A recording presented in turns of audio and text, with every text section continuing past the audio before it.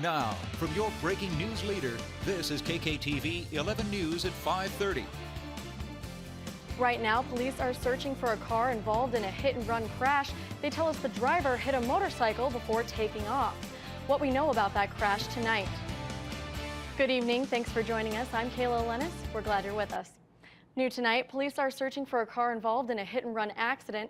It happened around noon at the intersection of East Cache-La-Poudre Street and Iowa Avenue. Right now, a water main break and sinkhole has a lane closed on Garden of the Gods Road. This is happening in the westbound lane between Sinton and North Park Drive. Colorado Springs Utilities says the repairs could take all morning tomorrow and impact your drive to work. So if you use those roads, you may want to use an alternate route like Nevada or Mark Dabbling. Now it's time for your first forecast with forecaster Austin Harley. Let's take a look outside, huh?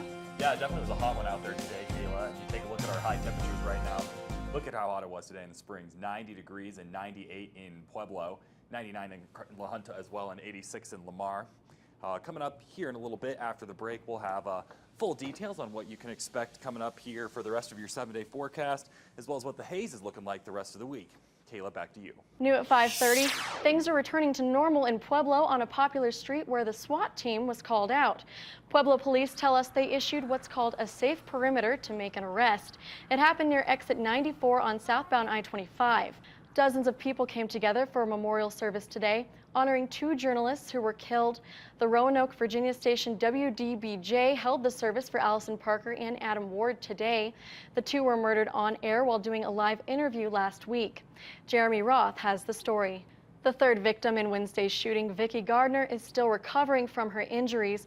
According to her husband, the bullet that hit her came within centimeters of taking her life. Welcome back. Democratic presidential candidate Bernie Sanders is chipping away at Hillary Clinton's lead in an early battleground state. A new poll from an Iowa newspaper shows Sanders with 30% support behind Clinton's 37%. Clinton has lost a third of her supporters in Iowa since May. The new numbers mark an impressive 8-month climb for Sanders, an outspoken progressive senator from Vermont. A flash flood watch remains in effect across parts of Florida. The remnants of Tropical Storm Erica is bringing strong winds and heavy downpours to the region. Now an update to a breaking news alert we brought you yesterday. The driver of a motorcycle has been arrested for a DUI for the crash that shut down a highway for hours. Good morning, everyone. I'm Kayla Thompson here with your News 13 morning update. In the news for this Monday, May 4th. Discussions on how to spend the $8.9 million in stimulus funds began Monday among Fairbanks School District officials. An intoxicated Fairbanks woman let her 7-year-old son drive her car as she was passed out next to him, according to Alaska State Troopers.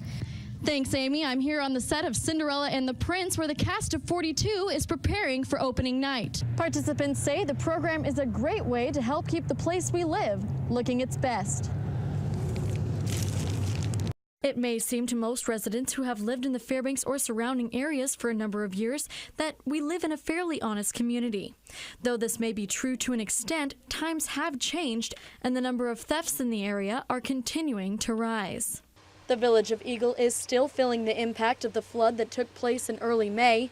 It was said to be the worst flooding the village had seen in over 70 years.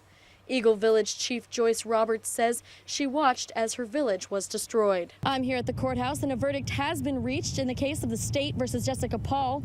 Paul, who was accused of killing 4-year-old Philip Lara in a drunk driving accident last August, is found guilty of a lesser charge. A sigh of relief followed by tears filled the courtroom today as Judge Paul Lyle read the verdict in the case of the state versus Jessica Paul. We, the jury, duly impaneled and sworn to try the above entitled cause, do find the defendant Jessica R. Paul guilty. Paul was faced with up to 11 years in prison, but after today, defense attorney Jennifer Heights says it could be 2 to 4 years. An ice sculpture said to be seen as a gift given to the city of Fairbanks from the involved public seems to have turned into quite the controversy. A psychological thriller.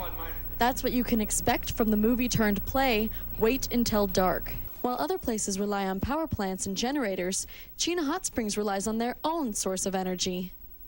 Locals have known about the warm waters of Chena Hot Springs for years, but now with its ability to generate electricity, it's generating national attention. Kayla Thompson, News Center 11.